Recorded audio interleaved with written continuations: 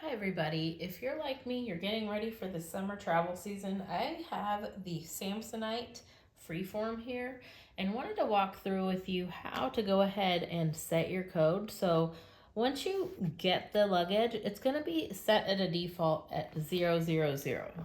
So you can see, let me just show you. Since it's set at 000, when I put in both of these and this, push this button, you can see it unlocks, right? So obviously you want to change that so that it doesn't stay on the default. First thing you're going to want to do is get something with a little sharp end. Now I'm using a paper clip. And you can see there is this little button. While it's open, you're going to go ahead and press this button. And what we're going to do is reset this. You can see that it is pushed in, right here.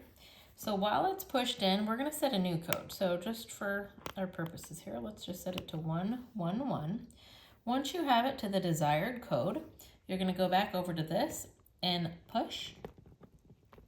When you push that in, you'll notice this popped out. So now it's set on 111. So to test, make sure this worked as we wanted it to, I'm going to go ahead and put this in here.